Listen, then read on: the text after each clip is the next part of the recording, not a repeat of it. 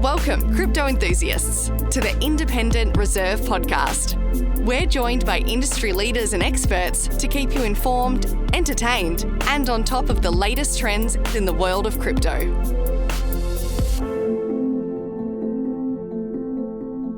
Hello and welcome all to our third episode, for the Independent Reserve Podcast. Today's guest is Michael Mavromatis, who is a partner at Holley Nethercote and has deep, regulatory expertise. This is your bag. We're here today to talk the ETFs, Bitcoin ETFs in particular, and probably no one better to talk about it than you. Perfect. Firstly, thanks Lee and Adrian for having me here for this podcast today. Much appreciated. So yes, it's Michael Mavromatis. I'm a partner at Holley Nethercote Lawyers. We're a financial services and commercial law firm. We've also got a particular interest in crypto asset regulation. In fact, some of our clients are the world's largest digital currency exchanges. We're quite active in the space, and we were the lead authors of Blockchain Australia's Digital Code of Conduct. And in terms of my day-to-day work, I get involved in funds management, derivatives, payments, and of course, crypto asset regulation. Yeah, I think we've got the right person in to talk about Too kind. Bitcoin ETFs. So JT, who normally joins us, is away today, but we've got Adrian jumping in for the new JT, who's of course the CEO from Independent Reserve. So it's good to be back, Lee. It's good to be back. It was our guest from our first episode. You made the cut because we brought you back. I was the only one available, wasn't it? All right. I mean, Mike, actually, I've got to go through a little bit of your CV. Yes. And then I'm interested in you, particularly about how you got into crypto. Well, I know you do more than just crypto, but you actually got a fair bit of expertise and personally involved in crypto as well. Yeah, do indeed. But if I just look through, just for everyone who's listening, to really confirm we've got the right guy to talk about Bitcoin ETFs, which is probably the biggest news in crypto for the last sort of 6 months. Yep.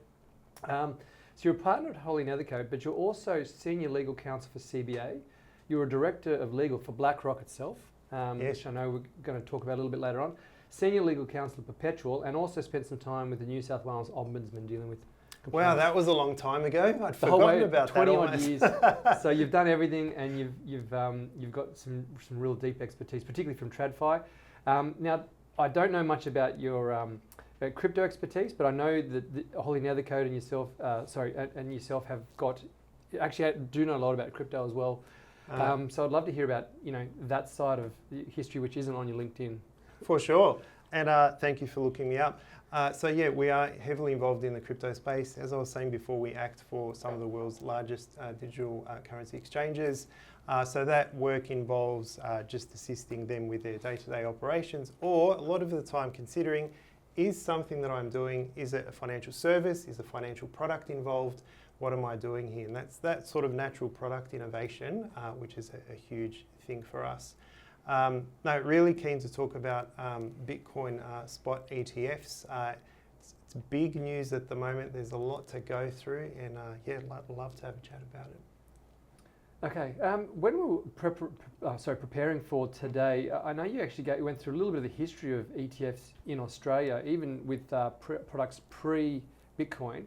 The Bitcoin ETF was probably a little more, seems to be a little more controversial, but actually ETFs in general have a history of controversy, and a number of the products that initially started, like fixed income, were initially controversial when they first started as well. That's fair. That's true, and there is a bit of history there, and I think some of that relevance today when we think about crypto assets and Bitcoin as well. So at the moment, we know that our regulator, so ASIC, is very wary of crypto assets, including Bitcoin, Ethereum, and so forth. We know that the SEC is the same, clearly.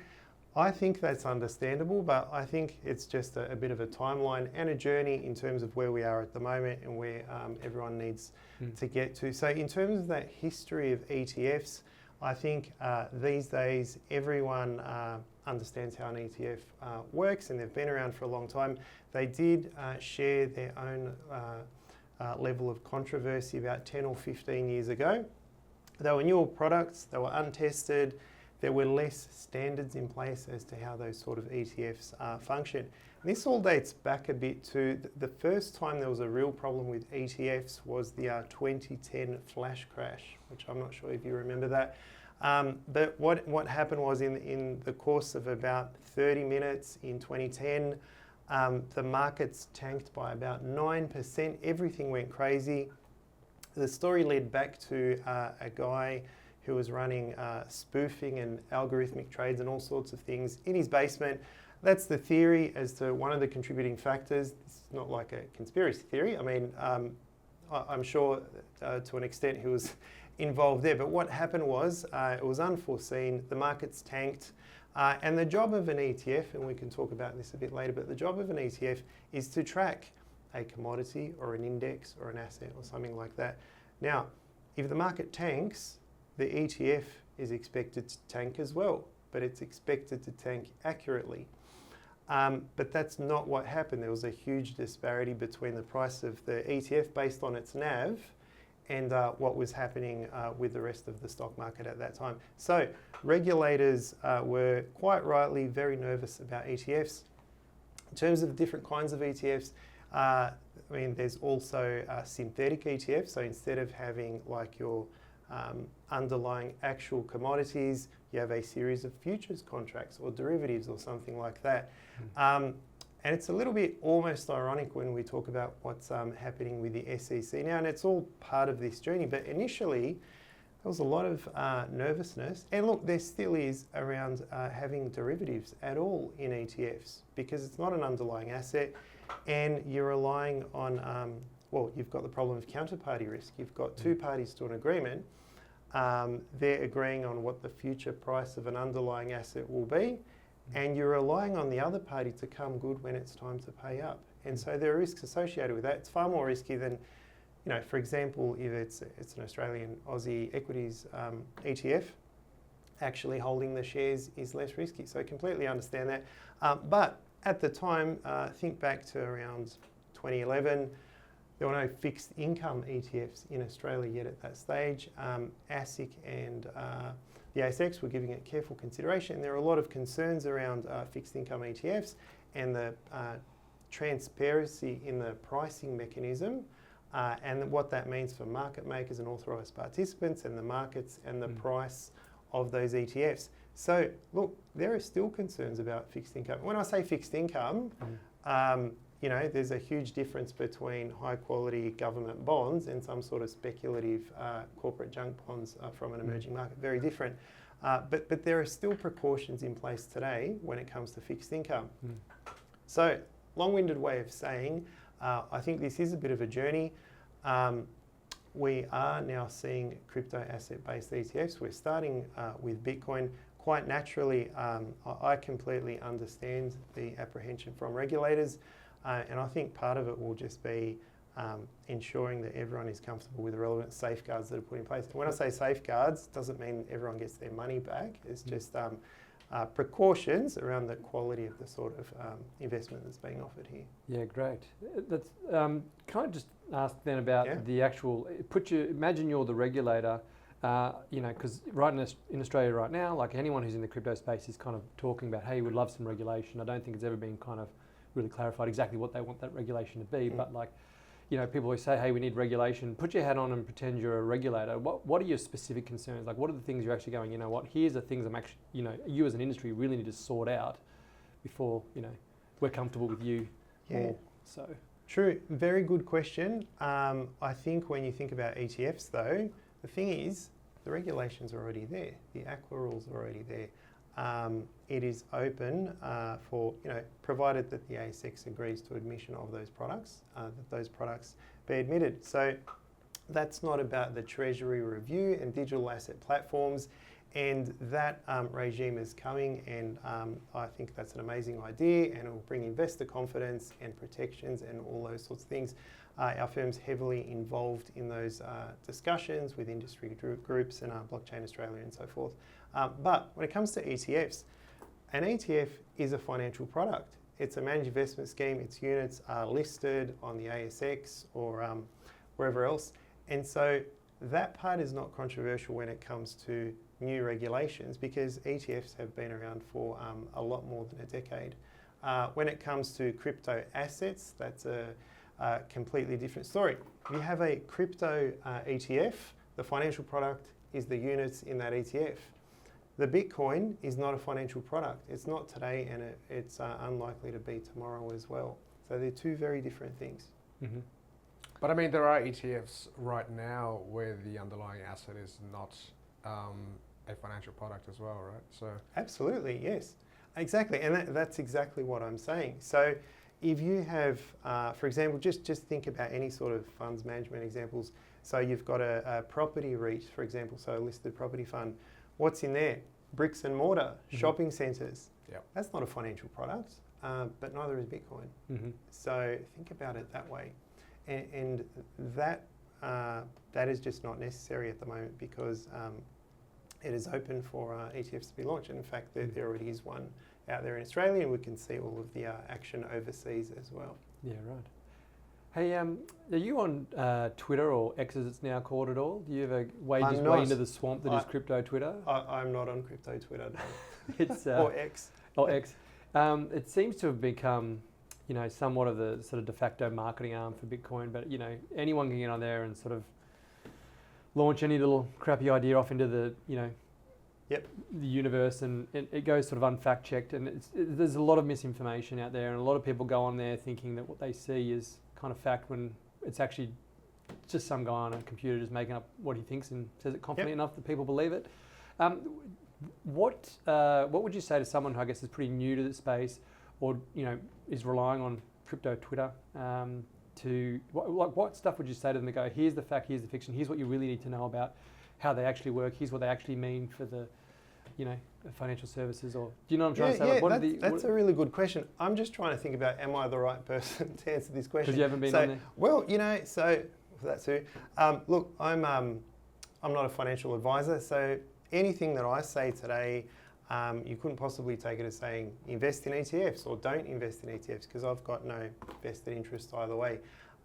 So when it comes to Bitcoin or any sort of crypto assets, it's largely unregulated. You can't be misleading, obviously, and there needs to be some sort of trace back to whoever's making these comments. But it's hard for me to provide guidelines for what people should look out for, given that it's presently largely unregulated. So, look, if I said look out for the fact that someone's got an AFSL or that they're a corporate authorised rep and they provide financial services, it's actually not what I would say, because that becomes confusing. At what point are they providing a financial service, and at what point are they engaged in crypto asset services? And I think there are risks associated with that. I think issuers need to be very clear. What am I doing? I'm issuing a financial product. What am I doing now? This is my separate independent business. I'm a crypto asset service provider. I'm issuing a digital asset platform, whatever it might be in future. Yeah, well, let me put it then maybe a little different way. Like, just from a practical point of view, what is an ETF in terms of how are they created? How do they actually receive inflows? How do they manage to make sure they stay relative? Like, what's the actual nuts and bolts? How do they actually work? Because I see a lot of stuff where it's like, it's the ETFs buying it up. It's like, no, people have to actually send cash somewhere and buy it. And good question about cash. How does it actually work? Yes. How do I as an investor, actually, let's start with, say, BlackRock. How do they actually put one together? How do they receive funds? How do they make sure the thing is stays tuned or tied to the value of Bitcoin? All good questions. So we can talk about their regular ETFs or the Bitcoin ETF, because there are some differences. Let's start with a regular ETF. So unlike a regular unlisted managed fund, you've got primary market activity, secondary market activity. Tell me if I go too deep. But in the primary market, you've only got certain institutional parties that are allowed to apply for units, and then the secondary trading involves those units being available to anyone on a listed exchange. So in terms of the requirements, they're actually very strict. If you think about a regular managed fund, typically you've got a custodian, an administrator, an offer document, and off you go.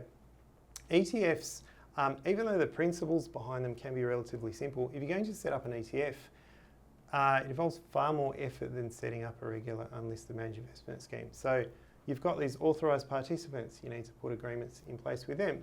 You've got a designated market maker. So that party is there to ensure that when things get a bit troubling in the market, they're obligated to make offers on an ongoing basis. You need one of those. Typically, if you look at your underlying, whatever's underlying the ETF, it might be an index, it might be the S&P 300, whatever. You need an agreement with an index provider. So a regular managed fund doesn't do that. You have to put that in place.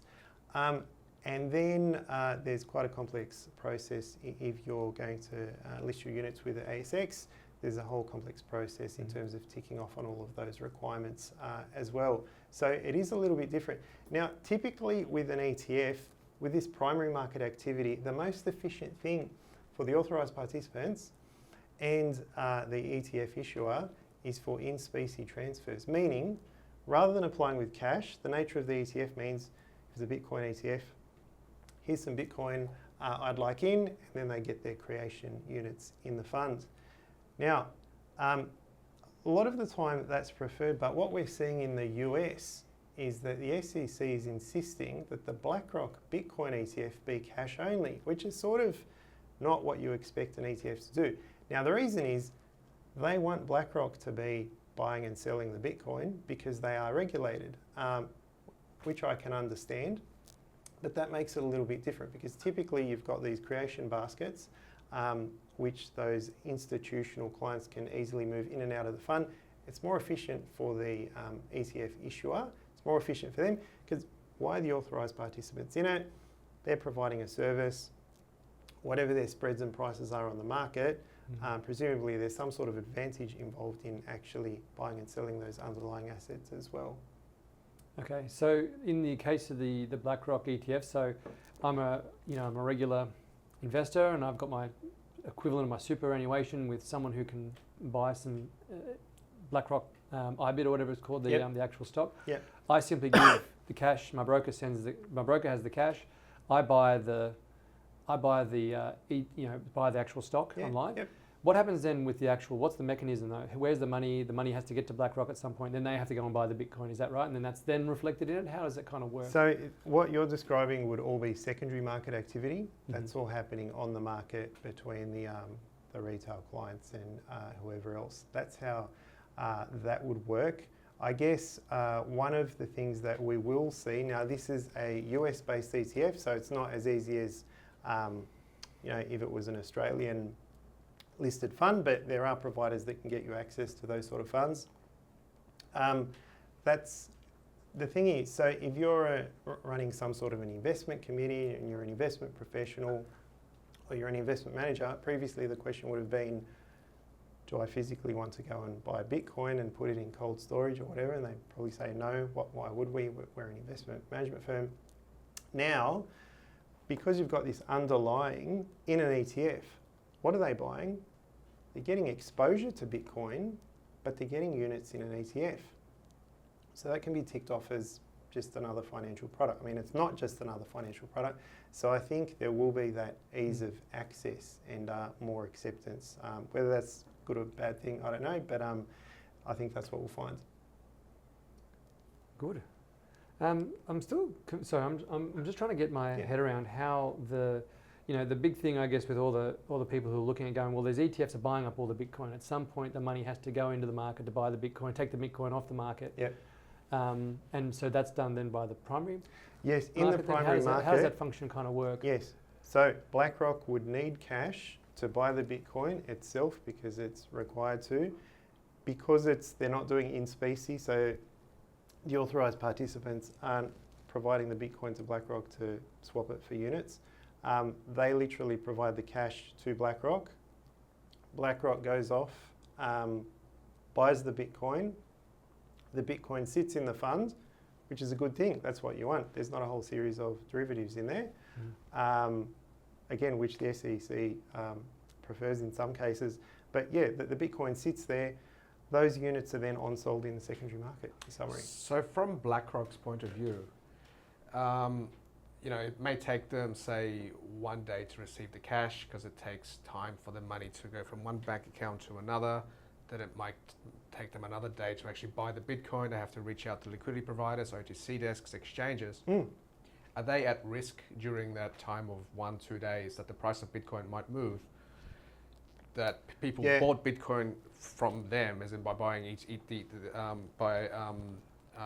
buying exposure to their ETF at a certain price, but by the time they actually manage to go to the actual market, the price is now different. Are they running a price risk during that time? That's a good question. I'm assuming they're not, but I don't know. I can see what you're saying. That is something that people would want to manage for sure. Perhaps they've, based on US securities laws, perhaps, I know they could have their existing stash of perfectly cold stored Bitcoin. I'm not sure. Very good question though. But I can't imagine that BlackRock or any provider would put themselves at risk like that. I can't imagine it because, think about it. So you've got the Bitcoin ETF in the US, 2 billion has gone into this fund. Sounds like a lot of money. It's not though, really. But if you think about Australia's largest super fund, there's 300 billion in the one fund. So anyway, I'm just saying early days, but BlackRock has $10 trillion in funds under management. They're running a passive fund. They're not trying to outdo the market. They're trying to provide near perfect after fees exposure to Bitcoin. Why would they put themselves at risk? I just can't imagine it, but I don't know what the specific timing of that So would you be. mentioned that they may have Bitcoin already in cold storage, but that would mean that they've taken a long position in Bitcoin themselves, just so they could have it on hand for their ETF. And if they can do that, it's just a guess. I don't know. Yeah, okay. I guess one thing I was good question. wondering about. Also, you mentioned at the beginning that in 2010, during the crash, the price of ETFs did not track the underlying assets. So could you maybe talk more about why that happened and how the process broke down and what's been done since then to So fix it? yes, when you have an ETF, so as I was saying before, the idea of the ETF is to track the underlying asset as closely as possible. So if it's a Bitcoin ETF, the last thing the ETF provider does is go and buy dozens of meme coins to try and outperform the market or whatever sort of, crazy ideas they might have. I hope not. That's not what they're doing. They're trying to track Bitcoin. So if Bitcoin takes off, that's amazing. If Bitcoin tanks, they need their funds to tank accurately. That's what they need to happen. Now, then there's tracking error. The tracking error is the difference between what's actually happening with Bitcoin and what the fund does. Tracking error with something like Bitcoin would be based on BlackRock's fee or whoever else is the ETF issuer. So their fees have to come from somewhere. So part of that's tracking error. Now, I would assume there's less tracking error with Bitcoin. That doesn't mean that Bitcoin isn't extremely volatile. It just means you can probably track it more closely then. You've got an index fund with 300 securities in there. You're starting to get to the bottom of, the ASX 300. It might be not efficient to hold the last 5 securities there, so you'll have some sort of optimization strategy. So you'll know that your tracking error will always be a bit out, but you find it acceptable, your clients do, and that's what you do. So during that crisis, some of those funds would have had futures or other sorts of derivatives in them. They would have tanked. There's that counterparty risk. That might have been some of it. And nothing went to plan, basically. Yeah, right. But would that create an arbitrage opportunity? Like for anyone, if the price Absolutely, of the ETF yes. doesn't track the underlying assets? Yeah, it sure would. And shouldn't that resolve the difference in price? I'm sure it did. Yeah. And there would have been winners and losers. But that's not what you want. Yeah. And that just shouldn't happen, Yeah, interesting. Interesting, yeah. Does it, do you think this the decision in the US? A lot of people sort of say, well, this legitimizes Bitcoin, but it feels like we've still got a long way to go before digital assets are kind of seen in the same way regular assets or traditional assets are seen. But do you think, if any, there's some knock-on effects maybe for how Australia will sort of see this? Is there any implications for us here in Australia? Maybe there might be an Australian Bitcoin ETF. I certainly think there will be, and the infrastructure's already there. The rules are there. There's questions about the affordability, and are parties prepared to take part in this sort of process? It's expensive. There's PI insurance. There's brokerage margins, which are really expensive as well. And look, not all issuers want to do this. For example, BlackRock has made the choice that they like to get into this space. That doesn't even mean that they think that Bitcoin or whatever other crypto assets are going to shoot the lights out. That just means they want to be able to say to their clients, we offer investments across all asset classes. They'll have some obscure emerging market ETF that they're probably not expecting a whole lot of money to go into, but they want to be able to say the options there. At the same time, you've got Vanguard, they're up there, they've got trillions under management. They cover every asset class and they've said they're not that interested at the moment at all. So I don't know what it does for that. It doesn't change the fact that it behaves a little bit like a commodity, I guess. So yeah, I think watch this space actually. Watch this space, all right. Yeah. Hey, so do you think that, just from, you've got 20 odd years of experience, you've been working in digital assets for the last few, what sort of changes have you seen, particularly with digital assets? Like what changes in terms of attitudes have you seen in, I guess, traditional finance in Australia? Have you seen a thawing, not thawing? I know there's, it's this evolving thing, but what sort of changes have you seen or observed over your time? Yeah, so I think with digital assets, crypto assets, honestly, we're still in an infancy. So there's a lot of serious, reputable providers out there who are constantly trying to do the right thing. They've got measures in place, but they want to be told what is the right thing so that they can do those things, and it brings investor confidence, and we're just not there at the moment in Australia. We're waiting for this digital asset platform regime, which will feed really well into hopefully into the financial services regime. When that's in place, I imagine that in terms of crypto asset service providers, I would suggest there will be a lot to learn in terms of experience from financial product issuers who have been in financial services for decades, and they've got, think about your large fund managers, they're used to complying with financial services laws. That's not to say that, there can't be a lot of discipline there when you're dealing with crypto assets. In a largely unregulated environment at the moment, you can ensure that you have cold storage, it's on site, whatever else, you only deal with the most reliable counterparties. But there's only so much you can do given that sort of regulation is not there. So honestly, I would say it's still in its infancy. We've seen a lot of unfortunate incidents, as you know, for example, with FTX, and a lot of bad experiences from that perspective. But with regulation, hopefully, will come some more safeguards. So it won't just be the good guys trying to do the right thing. It will be everyone being obligated to do the right thing, hopefully. Yeah, absolutely. Yeah, that's great. I mean, we often go to an industry event in crypto and there'll be non-stop talk about regulation and all the banking stuff that goes with that. And everyone thinks that, it seems to be that, we get regulation, it's going to be some magic bullet and everyone's going to get banking and everything's going to be great. I don't think it's going to work quite that way. There's still going to be, the banks are still going to make their sort of call on who they see as a reliable kind of risk, I guess. What do you think the industry needs to do to sort of mature itself so that it, to grow up? You said it's in its infancy. What do we need to do to grow up? Look, I honestly think the regulation that's coming will be a huge part of that process. So think about something like client monies. When you receive client monies, what do you do? At the moment, there's not a whole lot of rules around exactly what you do with those funds in a non-regulated space. You're a financial products provider, you're in payments, you're issuing derivatives. There are very, very strict prescriptive requirements with what you do with those monies. And there are huge penalties when you don't follow those requirements. And there's a lot of discipline associated with that.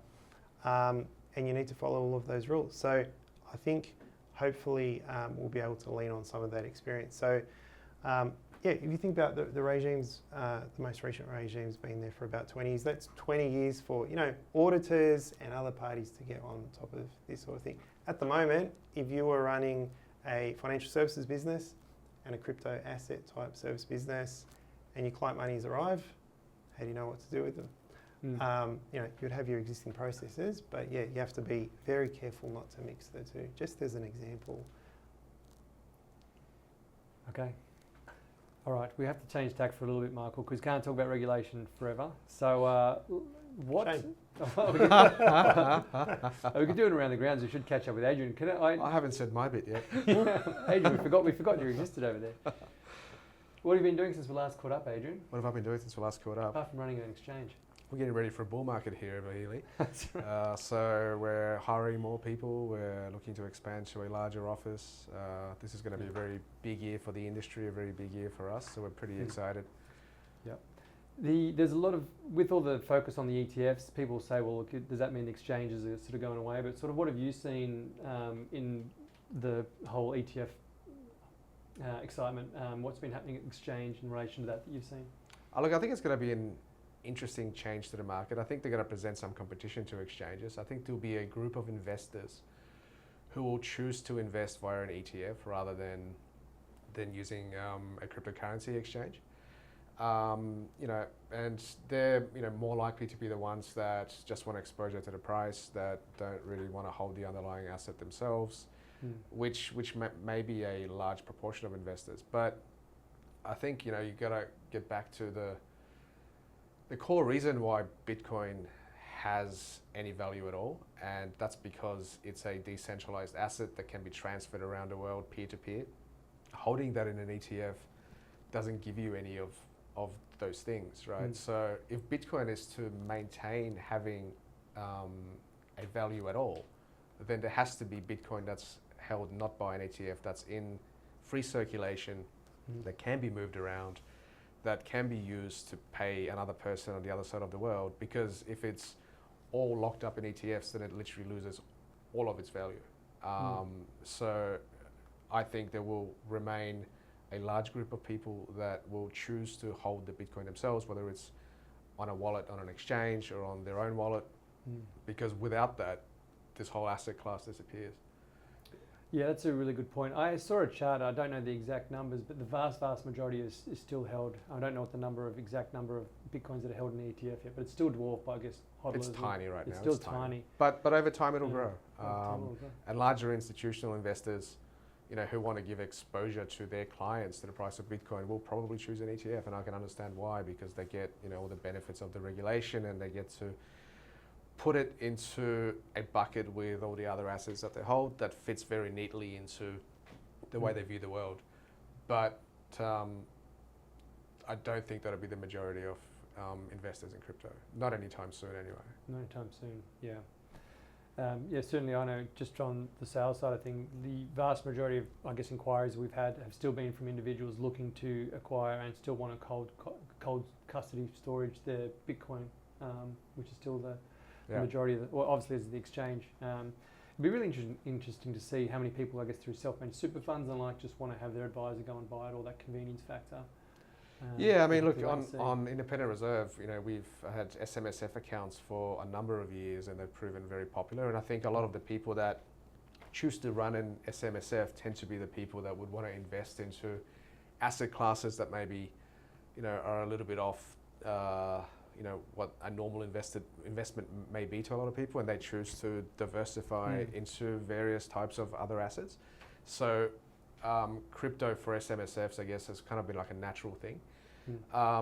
But if I was running an SMSF and I had to get it audited every year and had to get people to review it and I had to fill in lots of forms, I may choose the convenience of an ETF as well. So I think a number of them may choose the ETF route, even though they may not believe in that from a core point of view, but from a convenience point of view, it'll kind of make sense for a lot of them. Sense. Yeah. What about you, Michael? Can we ask about your own bags? Are you a hodler yourself? Would you ever buy an ETF, or you're a cold storage man? No, I've bit of both. Like most people in Sydney, I'm very long on property, but I do have a go. Right. Anything else? Just Bitcoin, or are you into DeFi? Do you personally sort of look at anything else outside of, I guess, the major cryptos? How far down the rabbit hole have you gone? No, it's all blue chips for me. Blue chips for you, just Bitcoin and a bit of Ethereum. Have you ever, actually, interesting, have you ever played around with sort of the DeFi type, just the DeFi space? I know we're not here necessarily just to talk about DeFi themselves, but do you ever come across that, and I guess some of the legal implications for that?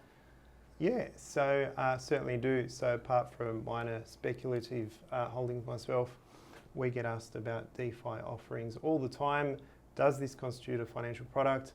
Who are the parties? Are there any parties? How do you trace this back to them? Is it a financial service or is it not? Going back to basics, analysing all of those things. And look, it's early days in terms of those sort of opinions as well. Does this thing structure have a legal personality or not? If you think about Australian law, there's a lot of things out there which you would think don't have legal personality, but they do because there's statute and there's law that, think about your 150-year-old, RSL clubs and so forth. A lot of those don't have any sort of legal personality, but there's a statute saying that yes, they can sue and be sued and so forth. So it is early days, but we do that sort of work all the time and we find it really interesting. Lawyers, do lawyers find the law interesting? I guess they would have to, wouldn't they? Yes, we sure do. For me, I love designing new products, to be honest. So whether it's DeFi related or if it's a financial product, I would have to say that's the most rewarding part of our job. Working with an issuer, helping them structure their offer, putting safeguards in place, whatever it might be.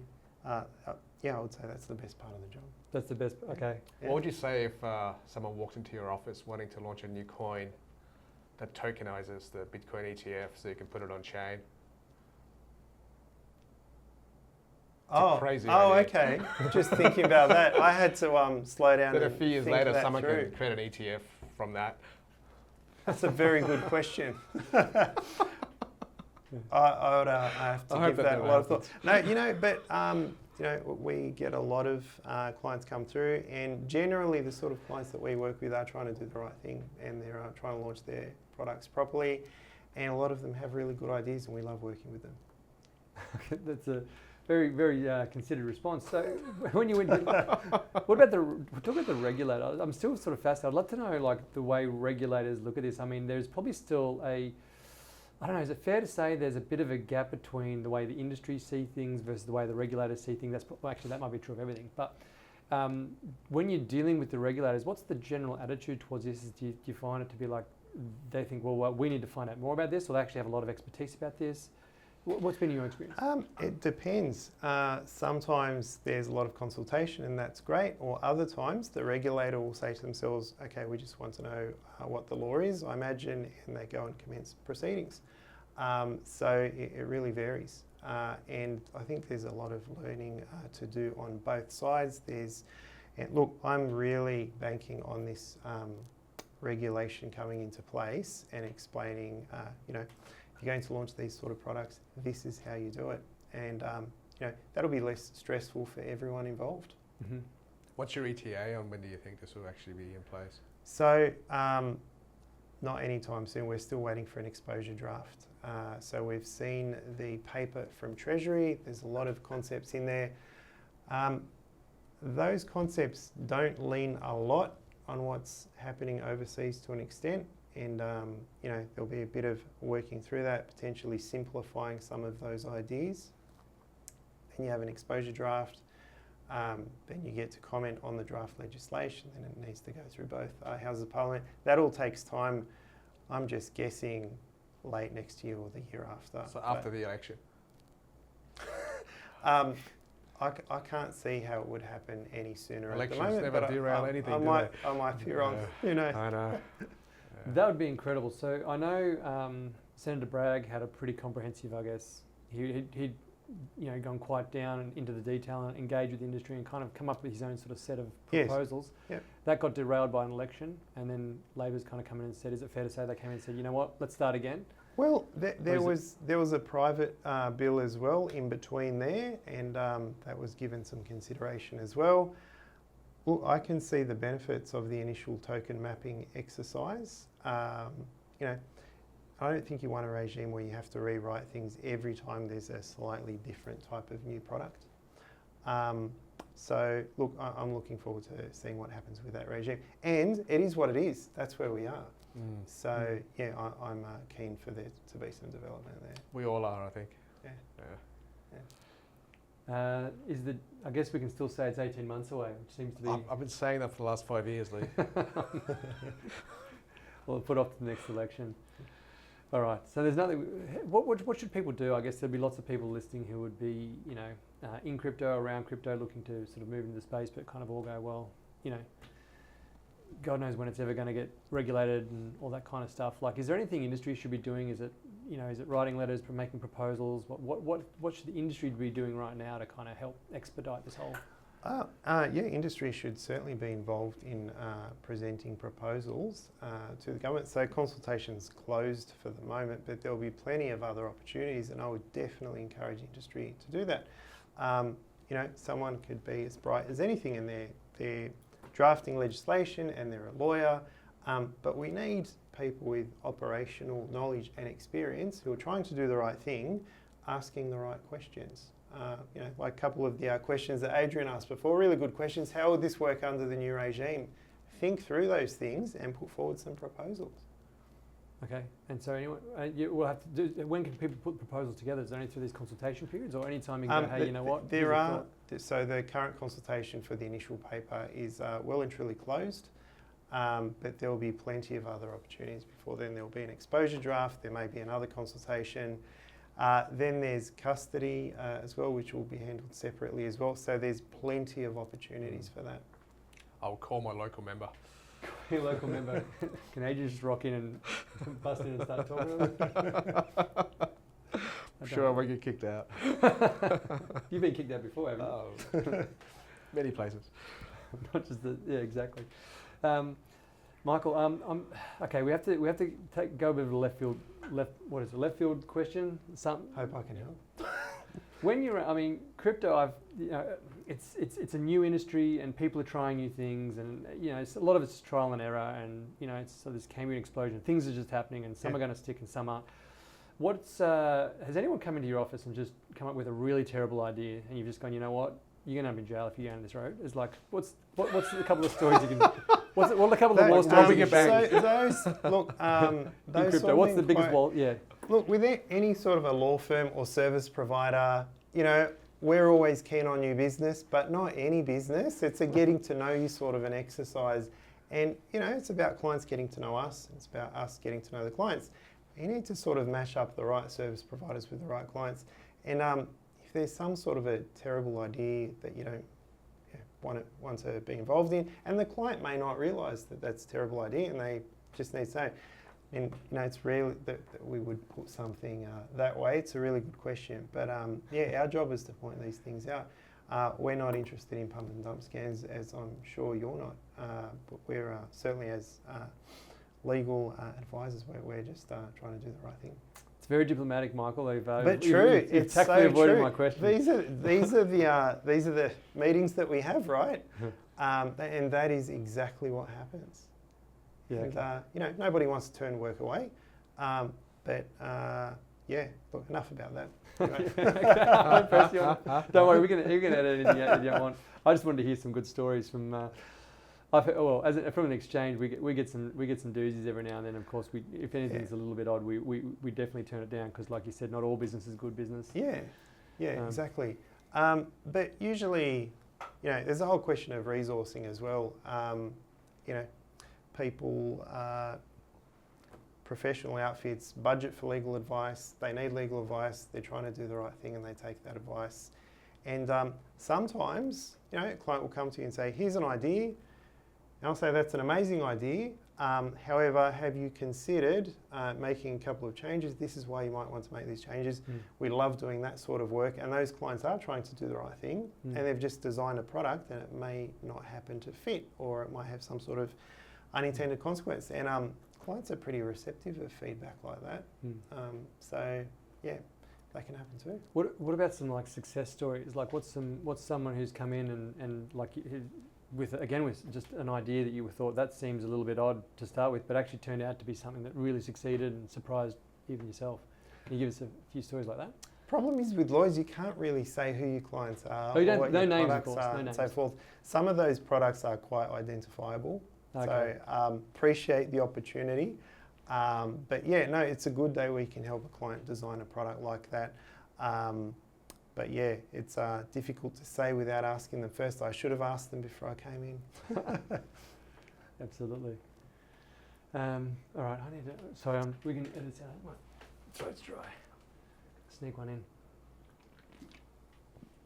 Sorry, Michael. Anything you don't like, we'll definitely edit it out.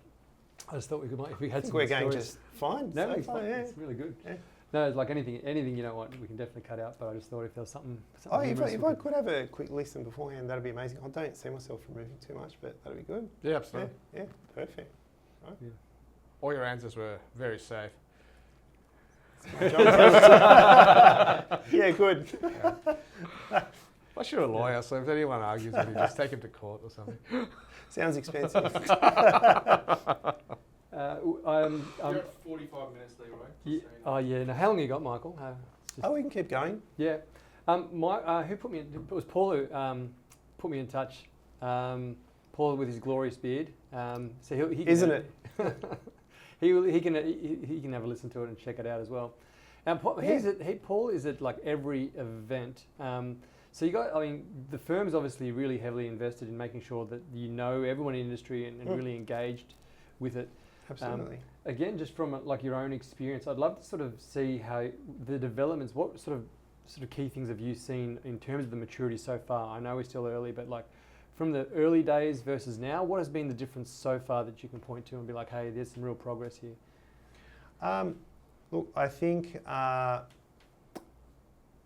of that's based on, it's a question of what's a good product, how does that work, what are the advantages of it. If you know that a particular regulator just hates that idea and they will pursue it and they don't like it and they've got these ideas about that sort of a product, part of that evolution is, I won't say working around those issues, but natural product development. Everything evolves over time, right? So part of that's just quite a natural part of the process. And if anyone, so I can say to you, I've been in financial services for 20 years, I've been a lawyer for longer.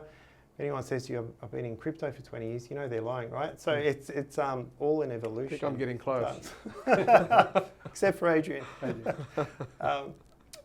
So I think there's a natural evolution there for sure. Yeah, have you seen maybe a difference in the type of people now that you're engaging with?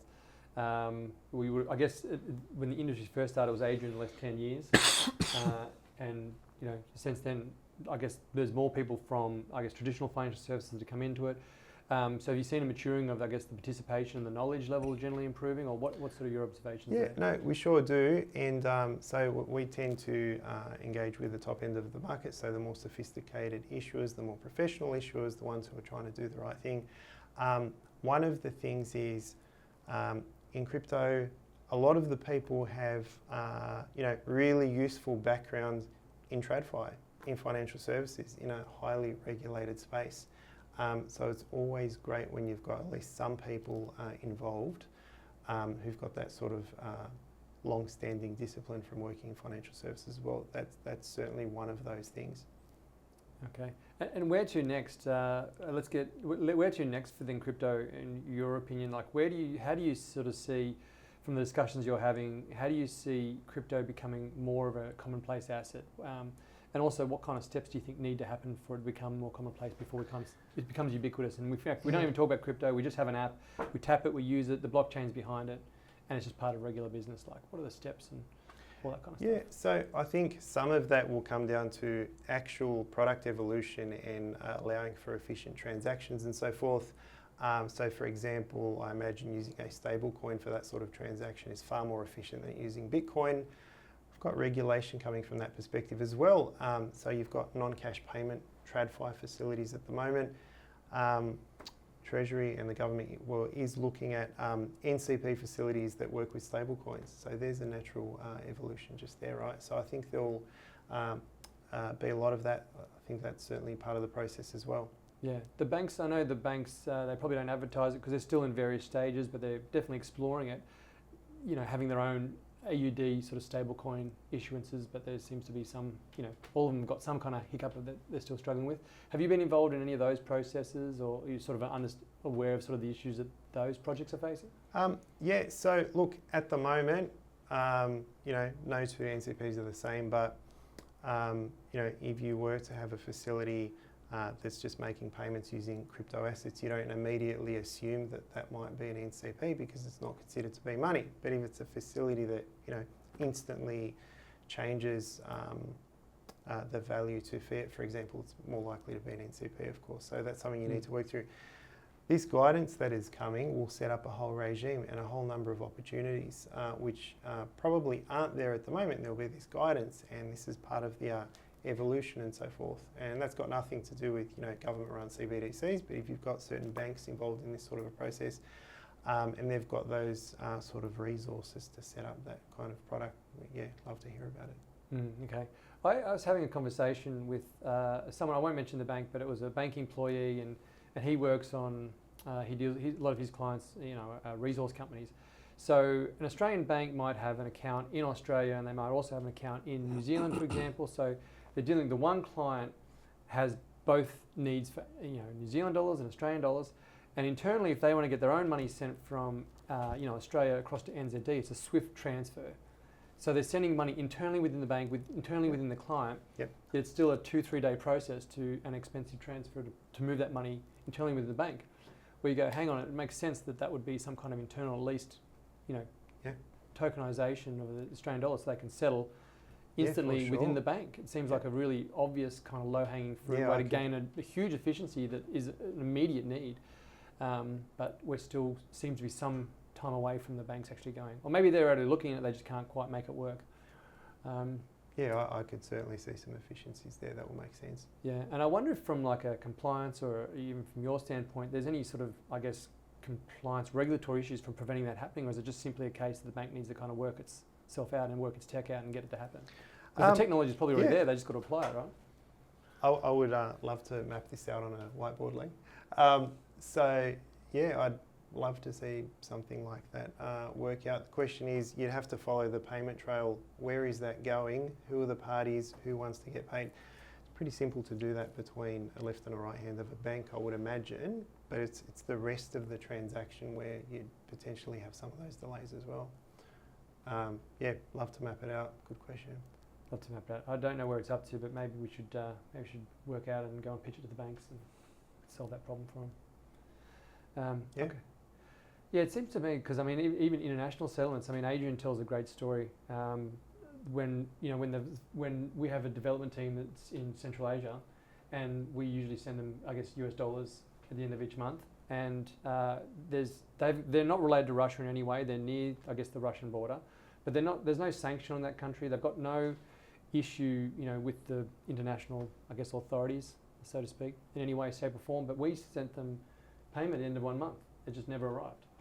Yeah, and with crypto, that just wouldn't be an issue. We don't know if Putin's got the money. The legacy way of doing international payments is extremely inefficient. It's very slow. It's very expensive. And every now and then a payment may just get delayed or lost for 1 or 2 months, and it's very frustrating. You can do a SWIFT trace, and then the correspondent banks send this message across the chain, and it's at one of these banks, and maybe one of the bank's employees is on a holiday or something, and they're the person responsible for moving this thing across. And it's pretty ridiculous that this is still how money moves around the world, especially if you're working in the cryptocurrency space and you know that there are much easier, much more efficient ways. So I think with international remittance, I think that is right now anyway the killer app for cryptocurrencies. The fact that you can move money across the world pretty much instantly, pretty much for free, as long as there's as long as there's a cryptocurrency exchange on the other side where people can convert into the currency they want to use.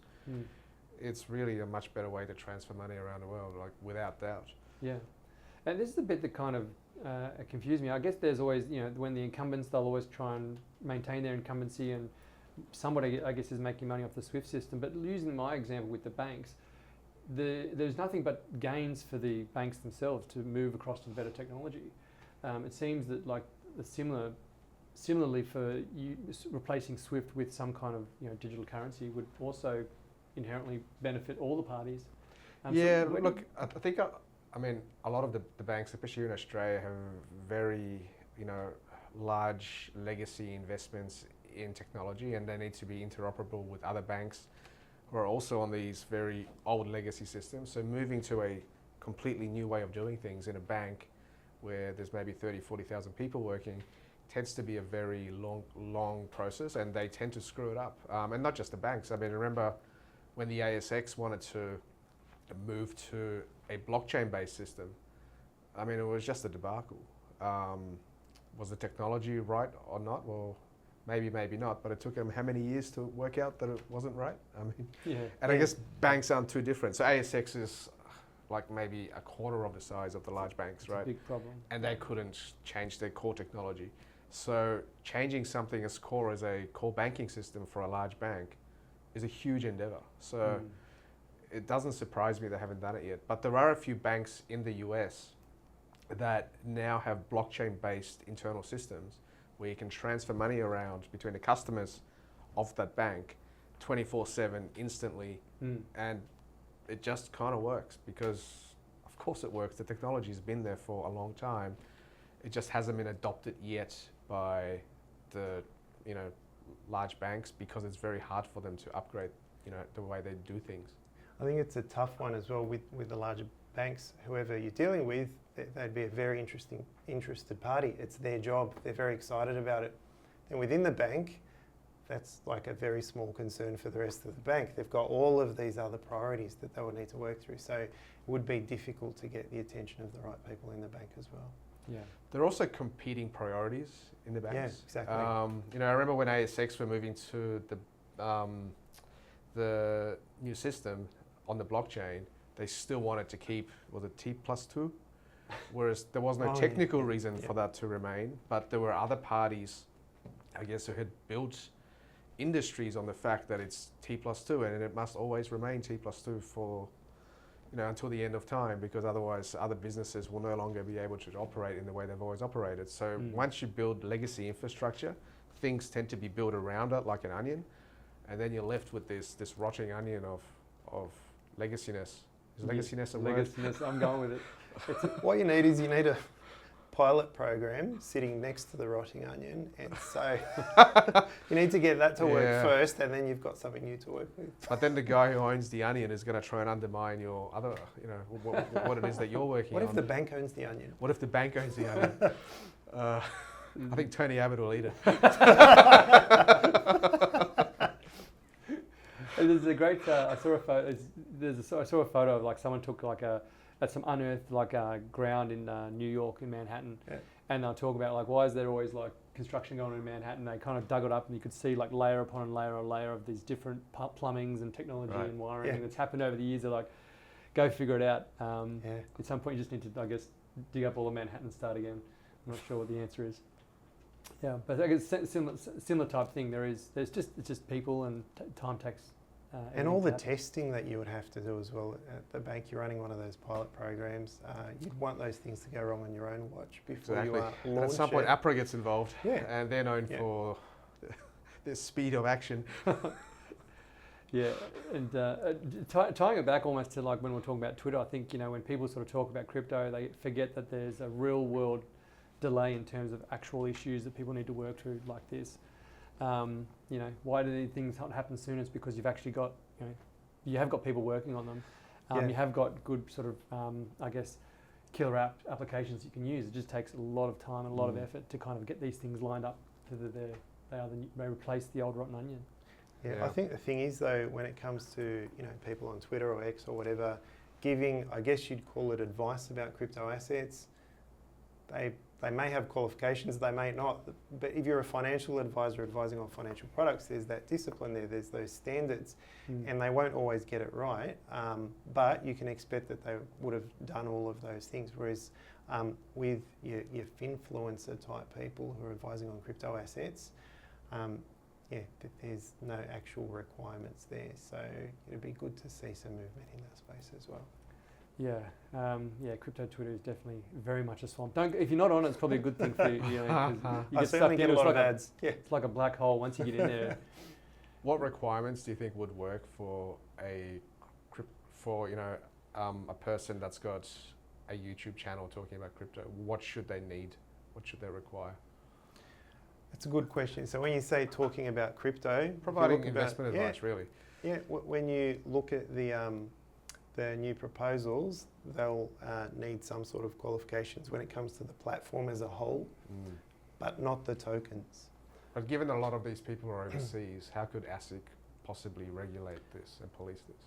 Yeah, with great difficulty and unlikely, and I actually don't think that will get picked up by the new regime based on what I've seen so far, and that will still be a risk. Yes. Yeah, I agree. If you could just be ultimate dictator then for a day, and see all these issues, these obvious sort of issues, what kind of stuff could What's you the do? jurisdiction of the dictatorship? The world. The world. Yeah. In particular, in relation to crypto, like what stuff do you think is actually really needs to be stamped out in a hurry? Like what's the stuff that you just go, this, if you want to be taken seriously as an industry, you just can't do this stuff anymore? Look, so I think custody is a big one. There's always a lot of questions about custody. There's the Rolls-Royce model, and you've got cold storage, and you've got local custody, and I fully support all of those things. However, I will say, when it comes to custody, forget crypto for the moment. Think about TradFi. Think about your TradFi custodians. Just say you've got an emerging market share fund, and you've got an Australian managed investment scheme here. They've got a custodian. They need to hold those emerging market shares as a custodian, but they can't do it because they're not in Australia. They appoint a sub-custodian overseas in a highly regulated jurisdiction. It's still the responsibility of the local custodian if those assets go missing. There'll be some sort of negotiation there. But that has worked for decades. And that's foreign, and it's being held overseas, and there are safeguards, and there's no issues with it. At the moment with crypto, there's no real prescribed safeguards when you're just dealing with crypto in isolation. So I think it's more complex than just saying that assets need to be held in Australia. I think that's one of those things. So I would like more discussion, I guess, on that point in custody. And yeah, that's certainly a big one for me. Yeah, so custody needs to be sorted out first and foremost. Absolutely. Yep. And where's self-custody fit on that for people? I guess we're just talking products like ETFs and others. But when it comes to what am I trying to say here? Like when it comes to just self-custody of assets, is there anything that needs to be done around that, or just let people self-custody as a retail person? Yeah. So everyone's got the friend who either did or says that they have lost hundreds of thousands of dollars because they've lost their relevant phrase and so forth. That's I've not even spent any time thinking about that. We're looking at the regime as a whole. If someone's going to lose their car keys, I guess, how do you protect someone from doing that? I don't know. Good question. What would you do? How do you stop people having their own cold storage? I don't know. Okay, so it's not an issue basically, and it's not something you kind of think about. I've not given it a lot of thought. Usually we're focused on issuers and standards that you put in place from that issuer perspective and the advice components and so forth. Good question though, but how do you stop people losing anything? Oh yeah, I guess there's been some discussion around whether depending on the token or how things are done like that. But I guess that was always the original design of crypto, was to be your own bank in a certain way. Yeah, absolutely. And it's down to personal responsibility. If you want to cold custody it, great. It's like taking cash out and putting it under your mattress, I guess. Just remember that recovery phrase. Just remember that. Yeah. But you don't think there should be any sort of changes around that? Crypto, it's still the quintessential issue. I'd happily hear about them. Sounds sensible. But how do you stop people losing anything, I guess? Good question though. How would you stop that? Oh no! I think that's I think the quintessential kind of essence of crypto is kind of personal responsibility, and you take out counterparty risk by taking control of it yourself and going, I'm the only risk here, and if you lose it, that's just bad luck. I don't think there should really be anything. Happens all the time, yeah. There shouldn't really be anything that says no, we can't. You can't be trusted as an individual to take possession of your own assets. Yeah, I don't think you stop it. I think you give people other options. Just like if you hold your money at a bank, you can withdraw the cash at the ATM if you want to, and then maybe you will drop that cash and you leave it on a bus, and that's not the bank's fault. Or put it under your mattress. That's not the bank's fault. You've taken your option to hold your own cash by yourself, and you lost it, but you had the opportunity to hold it at the bank, and you trusted the bank, right? So by by, I guess, ensuring that the regulation is in place to make sure that the crypto exchanges or whoever it is has to adhere to a set of minimum standards, get annual audits, and make sure that they run their business in a certain way. You've given people an option to not have to withdraw their crypto because they don't trust the exchange, because they would know that the exchange operates at a certain level. But if they still choose to, that should always be their right. Yeah, absolutely. Yeah, absolutely. I imagine there's a whole sector of people there who really, really want to hold on to that right as well. That's fine. Yeah, I think that's absolutely fine. And turning our attention then for the future, can you? I don't know if a lawyer's allowed to. Do lawyers do this? I don't know yet. Because you guys, but can you put your finger in the air, read the winds, and see which way the market's going? We're about to sort of heading, I guess, into the halving. A few good things in tailwind. How are you feeling about the crypto market in general? The same thing. Well, I think it's going to be good. On earlier episodes, I've made ridiculous predictions of where I think it's going. Where do you think sort of the next sort of 12, 18 months take us? Oh, look, I'm hopeful, but I'm just the wrong person to say. You know, I think I said this before. You can always, if you can make a prediction, you can always give a prediction or you can give a timeline, but never give both. You're going to give us at least one? Oh, me? Yeah. No. Yeah. No. You should be a politician. Flattering that Michael. I might know. You're too measured for us. We need to get some. We need to get some juicy some gossip cowboys. Out of Yeah. No, it's good stuff. Just keep hodling, Lee. Just keep hodling. It's going up forever. What about you, Adrian? Where are we going over the next sort of few months? Next 6 to 12 months. Let's talk about that. I think based on where we are in the market cycle, like we're obviously very bullish. But I'm not going to give you any price predictions, Lee. So you can look silly later on. It'll be in the hundreds of dollars. Oh, very good. All right. What else should we cover, gents? Or how are we feeling? What would you like to talk about? I think this was a really good chat. Happy with that? Absolutely. No, it's been. We've got like over an hour. We've got plenty of content. We'll take the best stuff and done it. If Awesome. we're happy to sort of cut it there. We can definitely wrap it up. Michael, it's been awesome. Thank you very much for coming along and sharing the insights. I know we started off on ETFs and you gave us probably the most in-depth discussion about ETFs that I've definitely heard. Definitely better than anything that's come out on crypto Twitter, that's for Very sure. kind. And then we sort of segued into a whole bunch of other stuff about use cases and banks that even maybe becoming crypto people themselves, who knows? Yeah, well, thank you both for having me take part. Pleasure. Our pleasure. And Thank you. if people want to get in touch with you, Michael, how do they do so? You can go to our website. We do that again. Go to the website. No, go to the website. Better call Saul. Can you ask it again? Where do we go What? to get in touch with you? Is that what I'm Oh, asking? yeah, no, I just messed up my answer, that's all. Okay. Michael, where do people go to get in touch with you? Oh, it's not difficult. Go to our website, hnlaw.com.au, Holley Nethercote, reach out, give us a call, leave an inquiry on our website, and we'd love to hear from you. Fantastic. All right, well, thank you very much. We'll wrap it up there. Thank you very much, gentlemen. Thanks very much. Very good. Thank you. Independent Reserve, the trusted cryptocurrency exchange.